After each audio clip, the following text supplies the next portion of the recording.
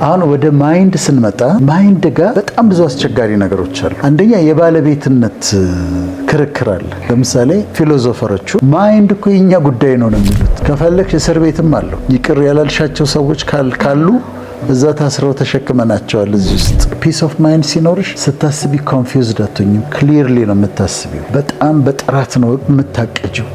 በጥራት ነው ስለ ሰዎች ያለሽ አመለካከት የሚሆነው። አሁንም ደግሞ እኔ ከተናገርኩ በኋላ አየለ ከኔ ሀሳብ ተቃራኒ ተናገረ። አየለ ይጠላኛል። ሄትስ ሚ። ይሄ ጃምፒንግ ቱ ኮንክሉዥን ይባላል።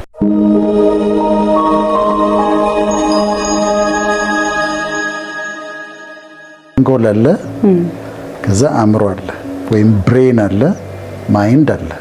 ሁለቱ የተለያዩ ናቸው። አንጎል ወይም ብሬን የምንለው አሁን ለምሳሌ እዚህ ጭንቅላቴ ውስጥ ያለ የሚዳሰስ ቢከፈት አጥንቴ የሚዳሰስ የሚነካ ሴሬብረም፣ ሴሬቤለም፣ ሜዱላ፣ ፖንስ እንደዚህ የሚሉ የተለያዩ ክፍሎች ያሉት በአናቶሚ እንዲያውጥሽ የምታስቀምጪው ስታጠኛ አውጥሽ የምታስቀምጪው ነው እና ወደ 3 ፓውንድ የሚመዝን አካላችን ክፍል ነው። እሱ የሚታይ ነው። ከተከፈተ ጭንቅላታችን ማየት ይቻላል። በቢሊየን የሚቆጠሩ ሴሎች አሉት፣ ኒውሮንስ አሉት።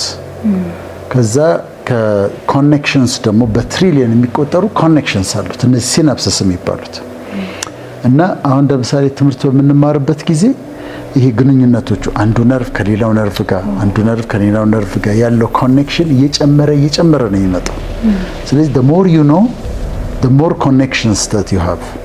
ስለዚህ ብሬን የሚባለው አንጎል የሚባለው ተከፍቶ ቢወጣ የሚታይ ክብደት ያለው ቀለም ያለው የሚነካ የሚዳሰስ ከኒውሮኖች የተሰራ ብዙ ኮኔክሽንስ ካሏቸው በትሪሊየን የሚቆጠሩ ኮኔክሽንስ ካላቸው ኒውሮንስ የተሰራ የሰውነታችን ክፍል ነው። አእምሮስ አእምሮ ማይንድ አይታወቅም። እዚህ ጋር ነው የምትየው አይደለም። እዚህ ውስጥ እንደሆነ እናውቃለን፣ ግን ቀለም የለውም፣ የሚዳሰስ አይደለም። እንደ ብሬን ተለክቶ ይሄን ያህል ኪሎ ነው የምትየው አይደለም። ማይንድ ደግሞ እንደዛ ነው። ስለዚህ ይለያል። ብሬን የሚዳሰስ ነው፣ ይሄኛው የማይዳሰስ ነው። ብሬን ከተከፈተ የሚታይ ነው፣ ማይንድን ፈልገሽ ልታዩ አትችይም። እና ሁለቱ የተለያዩ ናቸው። ብሬን፣ ማይንድ፣ አንጎል፣ አእምሮ የተለየ ናቸው። አሁን ወደ ማይንድ ስንመጣ ማይንድ ጋር በጣም ብዙ አስቸጋሪ ነገሮች አሉ። አንደኛ የባለቤትነት ክርክር አለ። ለምሳሌ ፊሎሶፈሮቹ ማይንድ እኮ የኛ ጉዳይ ነው የሚሉት። ዶክተሮችን what do you know about the mind ነው የሚሉት። the mind is about philosophy የፊሎሶፊ ጉዳይ ነው እንጂ የሕክምና ጉዳይ አይደለም። ሳታየው እንዴት ነው የምታክመው?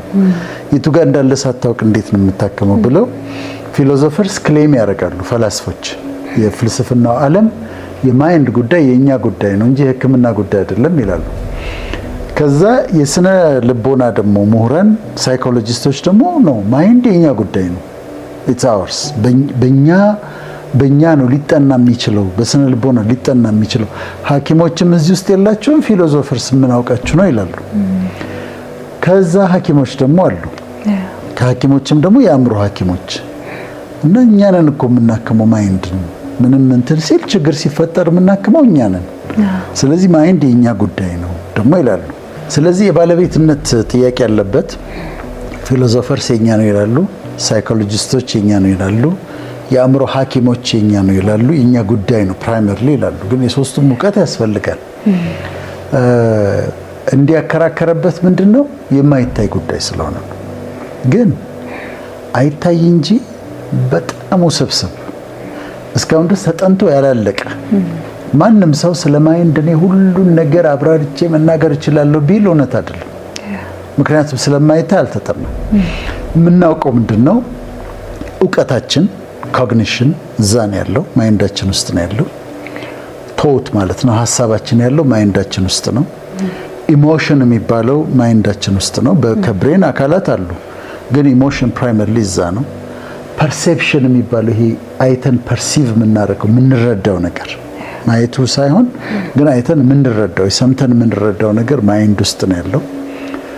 ኢማጂኔሽን የሚባለው ቁጭ ብዬ በሐሳቤ ኢማጂን የማደርገው ማይንድ ውስጥ ነው ያለው። ሜዲቴት ባድረግ ሜዲቴት የማደርገው በማይንዴ ነው። ሰፊ ነው። እኔ አንድ ጊዜ እንደውም ከዓመታት በፊት the city of the mind ብዬ እንትን አልኩኝ። the city of the mind ብዬ አስተማርኩ። ሳጠናው እንደ ከተማ ነው። ከፈለግሽ እስር ቤትም አለው። ይቅር ያላልሻቸው ሰዎች ካሉ እዛ ታስረው ተሸክመናቸዋል እዚህ ውስጥ እና በጣም ኮምፕሌክስ ነው። አስገራሚ ነው። ሰላም ከሰጠነው ሰላም ይሰጠናል። ሰላም ካልሰጠነው ግን ለብዙ ሰውነታችን መጎዳት ደግሞ ኢቭን አካላዊ ሰውነታችን መጎዳት ደግሞ ማይንድ በጣም ወሳኝ ነው። አእምሮ ማይንድ የሚባለው ስለዚህ ልናወራበት የሚገባ ጉዳይ ነው ማለት ነው። ማይንድ ልዩነታቸው ይሄ ነው። ብሬን እና ማይንድ። የአእምሮ ሰላም ማለት አሁን ያነሳናቸው ነገሮች አሉ አእምሮአችን ውስጥ ያሉት። ለምሳሌ ሀሳብ አለ። ሀሳብ በጣም የሚያስቸግረን ነገር ነው። እንደውም በሺዎች የሚቆጠሩ ሀሳቦችን በየቀኑ እናስባለን ይባላል። ቁጥር ሁሉ ይሰጡታል። ኤግዛክት ስላልሆነ ነው ቁጥሩን ያልተናገርኩት። እና ሀሳቦች ይመጣሉ። ማይንድሽን ክሮስ ያደርጋሉ። ሀሳብ ይገባሻል። ያላሰብሽው ሀሳብ ድንገት አእምሮሽ ውስጥ ገብቶ ስታስቢው ታገኘዋለሽ። ከዛ ቶት ኮንቴንት አለ፣ ይዘት አለው የምናስበው ሀሳብ። ከዛ ደግሞ ቶት ፍሎ ደግሞ አለው፣ ፍሰቱ፣ ሀሳብ የሚፈስበት መንገድ ደግሞ አለ። ይሄ ትርምስ ነው። አእምሮ ውስጥ የሀሳብ ትርምስ አለ። ብዙ ሀሳብ፣ አሁን ስለዚህ አስባለሁ፣ አሁን ስለዚህ አስባለሁ፣ አሁን ስለዚህ አስባለሁ፣ አሁን ይሄ ሀሳብ ይመጣብኛል። እንዴት አስቸጋሪ እንደሆነ አስቢው። ኢሞሽኖች ደግሞ አሉ እዛ፣ ንዴቱ፣ ቁጣው፣ ብስጭቱ፣ እዛ ጋር ደግሞ እሱ ይተራመሳል። ከዛ ደግሞ ፐርሲቭ ማድረገው አለ፣ ኢማጂን ማድረገው አለ፣ እንትን ማድረገው፣ ፋንታሳይዝ ማድረገው፣ በሀሳብ የማስበው አለ። እነዚህን ሁሉ ውስብስብ የሆኑ ነገሮች ማይንድ ያስተናግዳል። አሁን ፒስ ኦፍ ማይንድ ማለት እነዚህን አረጋግተሽ ትራንኩላይዝ አድርገሽ ተረጋግቶ አእምሮሽ እንዲያስብ ማድረግ፣ ይሄ ፒስ ኦፍ ማይንድ ነው። ምክንያቱም የመረበሽ እድሉ በጣም ሰፊ ነው። ከሁሉ ነገራችን ይልቅ ማይንዳችን ነው የመረበሽ እድል ያለው። እዚህ ጋር ነው ሀሳቡ የሚብላላበት። የሰማነውም ያየነውም ነገር መጥቶ አፌክት የሚያደርገው ማይንዳችንን። ስለዚህ የመረበሽ እድል አለው። እሱን አረጋግተሽ ጠብቀሽው ፕሮቴክት አድርገሽው ሰላም ስትሰጪው that's peace of mind የሚባለው እሱ ነው። እኔ ትልቅ ቦታ ነው የምሰጠው ፒስ ኦፍ ማይንድ። የአእምሮ ሰላሜን በጣም ነው የምጠነቀቀው፣ በጣም ነው ፕሮቴክት የማደርገው። ከምንም ነገር በላይ አእምሮዬን መጠበቅ እወዳለሁ እና ክሊርሊ ማሰብ እፈልጋለሁ። ፒስ ኦፍ ማይንድ ሲኖርሽ ስታስቢ ኮንፊውዝድ አትሆኝም። ክሊርሊ ነው የምታስቢው። በጣም በጥራት ነው የምታቀጂው። በጥራት ነው ስለ ሰዎች ያለሽ አመለካከት የሚሆነውና ጥራት ያለው ሀሳብ ይኖራል እና የተረጋጋ ስሜት፣ ጥራት ያለው ሀሳብ፣ ያማረበት ያሸበረቀ ደስ የሚል ማይንድ ይኖረናል ማለት ነው እና የማይረበሽ ብዙ ጊዜ እንደ ማዕበል ነገር ሊነሳ ይችላል አእምሮሽ ውስጥ። መተኛት ያቅትሻል፣ መረጋጋት ያቅትሻል፣ እያዋራሁሽ ሀሳብሽ ይከፋፈላል፣ እረፍት የለም። መንገድ ላይ ሰዎች እያወሩ ሲሄዱ አላየሽም? ብቻቸውን እያወሩ ይሄዳሉ ወይ ሊጋጩ ይችላሉ። እና ያንን አረጋግቶ አስተካክሎ ሰላም ሰጥቶ ማስቀመጥ እሱ ፒስ ኦፍ ማይንድ ነው። በጣም ጥሩ። በአጠቃላይ ጠቅልለሽ ስታስቀምጪው አእምሮአችን የሚረብሽ ነገር ሰብሰብ አድርገሽ ኮግኒቲቭ ዲስቶርሽንስ ይባላሉ። ሀሳብ ጋር የተያዙ ናቸው። ወይም ኔጌቲቭ ቲንኪንግ ልትዩ ትችላለሽ። ኔጌቲቭ ቲንኪንግ አሁን ይሄ ፖዚቲቭ ቲንኪንግ እና ኔጌቲቭ ቲንኪንግ የሚባለው በፊት በሞቲቬሽን ብቻ ነበር የሚታወቀው። አሁን ፖዚቲቭ ሳይኮሎጂ የሚባል መጥቷል። በጥናት ማስተርስ ዲግሪ የምትሰሪለት፣ ፒኤችዲ የምትሰሪለት ፖዚቲቭ ሳይኮሎጂ የሚባል መጥቷል። እና እሱ ምንድነው የሚያስተምረው? አእምሮአችንን የሚያውኩ ኔጌቲቭ ቶቶች አሉ።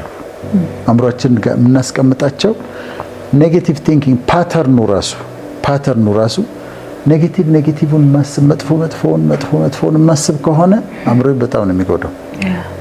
እና ግን ተለቅመው ግን ወጥተዋል። ምሳሌዎች ልንገርሽ። አሁን ሜንታል ፊልተሪንግ ይባላል። ሜንታል ፊልተሪንግ ምንድን ነው? አንድ ስብሰባ ሄድኩኝ በጣም ጥሩ ጊዜ ነበር እንበል። በጣም ጥሩ ቆንጆ ጊዜ ነበር። ሰው ደስ ብሎታል፣ ተምሯል፣ ያስታውቃል። መሀል ላይ ግን አንድ ሰውዬ ብድግ ብሎ ወጣ ከስብሰባው። አንድ ሰው ነው የወጣው። 3000 ሰው አለ ስብሰባው ላይ። አንድ ሰውዬ ግን ተነስቶ ወጣ። ቤት ስገባ በዚህ በሜንታል ፊልተሪንግ ቤት ስገባ የማስበው 3000ዎቹን ሰዎች ሳይሆን ተነስቶ የወጣውን ሰውዬ ነው። ያሁን እንዴት እንደሚረብሽ አስቢ። እውቀቱ ከሌለን አሁን ተመልካቾቻችን እውቀቱ እንዲኖራቸው ነው የምንፈልገውና ያንን ታስቢያለሽ። ያ ሁሉ እኮ መልካም ነገር ተደርጓል። 3000 ሰው ደስ ብሎታል። ተነስቶ የወጣውም ሰውዬ ወይ ውሃ ጠምቶት ነው ወይ ባዝሩም ይሆናል የሄደው ወይ አልተስማማ ይሆናል። ማታ ግን ገብቼ የማስበው እሱ ነው። ይሄ ሜንታል ፊልተሪንግ ይባላል። ወይም የእኛን ፕሮግራም አንቺ ኮሜንት ማንበብ ፈለግሽ 1000 ኮሜንት አለ እንበል። አነበብሽ፣ በጣም ጥሩ ኮሜንቶች። መሀል ላይ ግን አንዱ ሰውዬ ሰደበሽ፣ አታውቂውም። 1000ውን ጥሩ ኮሜንት ተይና እቺ እሱ የሰደበሽን ታሰላስያለሽ፣ ወይም እሱ የሰጠሽን አለ አይደል፣ አይጠፋም ሁሉ ጊዜ የሚናገሩ ሰዎች። እሷን ትይዥና ታስቢያለሽ። ይሄ የኔጌቲቭ ቲንኪንግ ፓተርን ነው። ሜንታል ፊልተሪንግ ይባላል። ሁለተኛ ኦቨር ጀነራላይዜሽን ይባላል። ኦቨር ጀነራላይዜሽንም የኔጌቲቭ ቲንኪንግ ፓተርን ነው። ምን ማለት ነው? ለምሳሌ አሜሪካ ውስጥ አንድ ናይጄሪያዊ ሰው ያገኘው እና እሱ መጥፎ ነገር አደረገኝ፣ ገንዘቤን ወስዶ አስቀረብኝ። ናይጄሪያዊ ነው። ስለዚህ ምን እላለሁ? ናይጄሪያውያን ክፉዎች ናቸው እላለሁ። ጀነራላይዝ አደረግ ነው ማለት ነው። ወይም አንድ ሴት አንድ ወንድ በጣም አቢዩዝ አድርጋት ጎዳት። ከዛ ምን ትላለች? ወንዶች ትላለች። ወንዶች እንዳታምኛቸው ደግሞ የሚሉ ሰዎች አይቻልም። በጣም ብዙ እንዳታምኛቸው። ወንድ ማለት እንደው እኮ በስም እንዳይምታቱብን ነው እንጂ እኮ ስም የተሰጣቸው አንድ እኮ ናቸው ይላል። ሁሉ እንጂ ኦቨር ጀነራላይዝ ያደርጋል። ወንዱ ደግሞ በሴት ከተጎዳ ሴት ይላል። ሴት እንዳታምን ይላል። አንድ ሴት ነች እኮ የጎዳችው፣ ግን ቢሊየን ሴቶች አሉ። ይሄ ኦቨር ጀነራላይዜሽን ነው። ስለዚህ አሁን አእምሮዬ ምን ያደርጋል? ሴት እኮ እንዲህ ነች ብዬ ካሰብኩኝ ከዛ ስንት ሴት ባየሁኝ ቁጥር ያንን ላስብ ነው። ሪሌሽንሺፕም ላይኖረኝ ነው። እሷም እንደዚሁ። ከዛ በብሔር በሃይማኖት ያን የተወሰነ ሃይማኖት ግሩፕን ወስደን እነሱ እኮ በጣም እንዳትቀርባቸው እነሱ ካልን ይሄ ኦቨር ጀነራላይዜሽን ነው። የኔጌቲቭ ቲንኪንግ ፓተርን ነው። አእምሮአችንን ከሚረብሹ ነገሮች እነዚህ ናቸው። ሶስተኛ ፖላራይዜሽን ነው። ፖላራይዜሽን ማለት ጥግ ወይም እዛ ጥግ መያዝ ማለት ነው። ወይ በጣም ተቃዋሚ ትሆኛለሽ ወይ በጣም ደጋፊ ትሆኛለሽ። ለምሳሌ በፖለቲካ እንየው። አንድ ሰው ወይ እዛ ጥግ ነው፣ ሙሉ በሙሉ ተቃዋሚ ነው። በቃ አንድም የሚቀበለው ነገር የለም። ያኛው ደግሞ ሙሉ በሙሉ ደጋፊ ነው። ለዛኛው ሰውዬ መንግስት ምንም ስህተት አይሰራም፣ ለዚህኛው ደግሞ መንግስት ምንም መልካም ነገር አይሰራም። ይሄ ጥግ መያዝ፣ ጽንፍ መያዝ፣ ዋልታ ረገጥ ነው የሚባለው፣ እንደዛም ይባላል። እና ጥግ መያዝ ይሄም የሚጎዳ ነው። ትክክለኛው ምንድነው? ባላንስ ነው። ስህተቶችን ታያለሽ፣ ጥሩን ታያለሽ። በሁሉም ነገር ነው። በሃይማኖትም ለምሳሌ አንድ ሰው ሃይማኖቱን ይይዝና በጣም ጥግ ይይዝና ሌሎችን ሃይማኖቶች በሙሉ የሰይጣን ያደርጋቸዋል ወይም ሲኦል የሚገቡ ያደርጋቸዋል። ግን ፌርነስ አይኖርም ማለት ነው። ይሄ ይጎዳል። አራተኛው ዲስካውንቲንግ ዘ ፖዚቲቭ ይባላል። ዲስካውንቲንግ ዘ ፖዚቲቭ ማለት አንድ ነገርን ይሄ የሚያስቸግረው ሰው አንድ ነገር ጥሩ ነገር ሲነገረው ታንኪዩ ብሎ እንደ መቀበል ወይም ደግሞ በል እንግዲህ ክብሩ ለፈጣሪ ይሁን በማለት ፋንታ የምትነግሪያትን ጥሩ ነገር በሙሉ ትጥለዋለች።